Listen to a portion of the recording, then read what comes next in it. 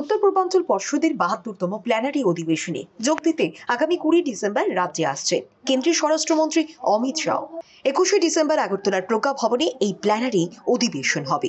Plenary অধিবেশনে সভাপতিত্ব করবেন কেন্দ্রীয় স্বরাষ্ট্রমন্ত্রী তথা উত্তর পূর্বাঞ্চল পর্ষদের চেয়ারম্যান অমিত শাহ।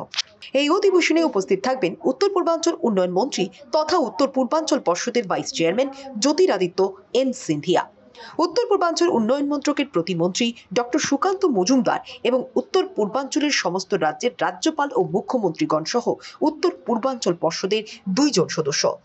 অধিবেশনের আগের দিন ২০ ডিসেম্বর হোটেল পোলো টাওয়ারে হবে প্লেনারি অধিবেশনের প্রাক কারিগরি অধিবেশন। এই অধিবেশনে সভাপতিত্ব করবেন উত্তর পূর্বাঞ্চল উন্নয়ন মন্ত্রকের প্রতিমন্ত্রী ডক্টর সুকান্ত মজুমদার। তাছাড়াও প্রাক কারিগরি অধিবেশনে উপস্থিত থাকবেন বিভিন্ন মন্ত্রকের সচিবগণ, উত্তর পূর্বাঞ্চলের রাজ্যগুলির মুখ্য সচিবগণ এবং পরিকল্পনা দপ্তরের উচ্চপদস্থ আধিকারিকগণ। তাদের আগমন ঘিরে রাজ্যের জোরকদমে প্রস্তুতি চলছে। আগরতলা জুড়ে নেওয়া হয়েছে ব্যাপক নিরাপত্তা ব্যবস্থা। বৃহস্পতিবার পোলো টাওয়ার থেকে শুরু করে প্রজ্ঞা ভবন সহ যাবতীয় নিরাপত্তা খতিয়ে দেখেন রাজ্য পুলিশের মহানির্দেশক অমিতাভ রঞ্জন সহ অন্যান্য উচ্চপদস্থ পুলিশ আধিকারিকগণ। সারা রাজ্য জুড়ে প্রায় ১০,০০০-এরও বেশি পুলিশ ফোর্স নিরাপত্তার কাজে নিয়োজিত করা হয়েছে বলে জানান DGP Amitabh Ranjan.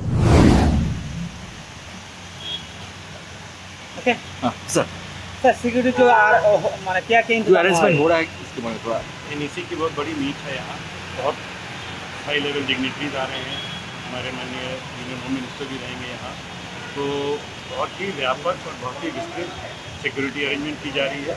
Forming of the Indo Bangladesh border से लेके इंटरनल एरियाज की पेट्रोलिंग, नाका को स्ट्रेंथनिंग, हमारी प्रिवेंटिव एक्शन इत्यादि ये नॉर्मल पुलिसिंग में हो रही है। इसके अलावा यहाँ कारकेड, रूट लाइनिंग, होटल पोलो की journal arrangement, state guest house में जहाँ वीआईपीज रहेंगे वहाँ की security, high rise buildings, verification, checking of person जो काम कर रहे हैं।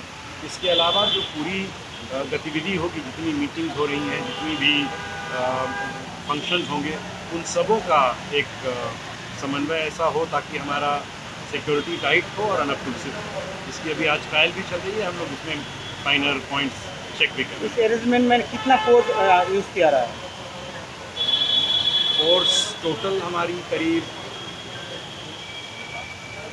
मुझे लगता है पूरे स्टेट में अगर देखा जाए जो डिप्लॉयमेंट हुआ है, बॉर्डर पे देखा जा रहा है, 10,000 के करीब फोर्स डेफिनेटली होगी और ज़्यादा भी होगा।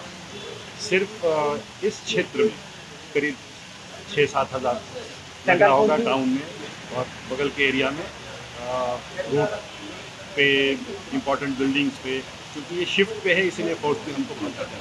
सेंट्रल फोर्स भी यहाँ पर बिल्कुल सेंट्रल फोर्स है, बीएसएफ, सीआरपी, हमारी और भी यहाँ आसाम राइफल इत्यादि हैं, उनको भी अलर्ट किया गया है, बॉर्डर के बीओपीज़ को अलर्ट किया गया है। तो सारे फोर्सेस मिलके बहुत अच्छा कोऑर्डिनेशन करके हम लोग चेष्टा कर रहे हैं कि इसको खूब अच्छे से कंडक्ट किया। सर विजिट थोड़ा सवाल है सर होम मिनिस्टर का कोई विजिट के बारे में कोई कौन कौन प्लेस में जाएगा इसके बारे में कुछ इन्फॉर्मेशन है कि? अभी ये ऑपरेशनल इन्फॉर्मेशन है तो बहुत ज़्यादा हम लोग नहीं बता पाएंगे, लेकिन मोस्टली अगरतला में है, एक विजिट अम्बासा में उनका है। Yes sir. और अभी तक जो अनाउंस विजिट है यही है सर। शरणार्थ कश्मीर में भी जाएंगे? अम्बासा में उनकी जो विजिट है वो एक one of the Bru settlement है उसमें है, वहाँ एक पब्लिक मीटिंग है और ज़्यादा मीटिंग्स फिर यहीं है अगरतला में। Thank you so much. Thank you.